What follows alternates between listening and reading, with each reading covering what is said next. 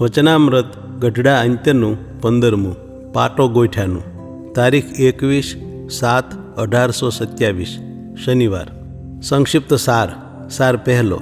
નવધા ભક્તિમાંથી જે ભક્તિ કરતા થકા પોતાનું મન ભગવાનમાં ચોંટે અને ભગવાન વિના બીજો ઘાટ ન કરે એ પોતાનું અંગ જાણવું.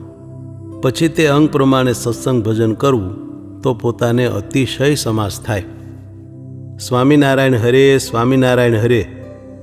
સંવત 1884ના અષાઢ વદી 13ને દિવસ સ્વામી શ્રી સહજાનંદજી મહારાજ શ્રી ગઢડા મધ્ય દાદા ખાચરના દરબારમાં પોતાના ઉતારાની મેળીના ગોખ ઉપર વિરાજમાન હતા ને સર્વે શ્વેત વસ્ત્ર ધારણ કર્યા હતા ને કંઠને વિશે મોગરાના પુષ્પના હાર પહેર્યા હતા ને પોતાના મુખારવિંદની આગળ મુનિ તથા દેશ દેશના હરિભક્તની સભા ભરાઈને બેઠી હતી. પછી મુક્તાનંદ સ્વામીને શ્રીજી મહારાજે કહ્યું છે, આજ તો અમે અમારા રસોઈયા હરિભક્તની આગળ બહુ વાત કરી. ત્યારે મુક્તાનંદ સ્વામી બોલ્યા છે, હે મહારાજ, કેવી રીતે વાત કરી?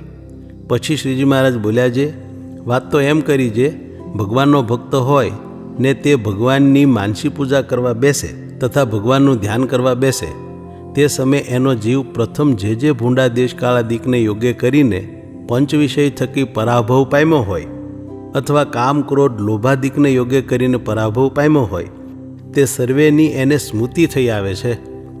જેમ કોઈ શૂરવીર પુરુષ હોય ને સંગ્રામમાં જઈને ઘાઈ આવ્યો હોય ને તે ઘાયલ થઈને પાછો ખાટલામાં આવીને સૂવે, પછી એને જ્યાં સુધી પાટો ગોઠે નહીં ત્યાં સુધી ઘાની વેદના ટળે નહીં ને નિદ્રા પણ આવે નહીં, ને જ્યારે પાટો ગોઠે ત્યારે ઘાની પીડા ટળી જાય અને નિદ્રા પણ આવે. તેમ ભૂંડા દેશ, કાળ, સંગ અને ક્રિયા તેને યોગ્ય કરીને જીવને પંચ વિષયના જે ઘા લાગ્યા છે તે જ્યારે નવધા ભક્તિ માહિલી જે ભક્તિ કરતા થકા એ પંચ વિષયના ઘાની પીડા ન રહે ને પંચ વિષયનું સ્મરણ ન થાય એ જ એને પાટો ગોઠ્યો જાણવો અને એ જ એને ભજન સ્મરણનું અંગ દ્રઢ જાણવું. પછી એ અંગમાં રહીને માનસી પૂજા કરવી, નામ સ્મરણ કરવું, જે કરવું તે એ પોતાના અંગમાં રહીને કરવું તો એને અતિશય સમાસ થાય. અને જો પોતાના અંગને ઓળખે નહીં તો જેમ ઘાયલને પાટો ગોઠે નહીં ને સુખ ન થાય તેમ એને ભજન સ્મરણમાં કોઈ રીતે સુખ ન થાય ને પંચ વિષયના જે ઘા એને લાગ્યા હોય તેની પીડા ટળે નહીં. માટે એ નવધા ભક્તિમાંથી જે ભક્તિ કરતે થકે પોતાનું મન ભગવાનમાં ચોંટે અને ભગવાન વિના બીજો ઘાટ કરે નહીં ત્યારે તે હરિભક્તને એમ જાણવું છે, મારું તો એ જ અંગ છે.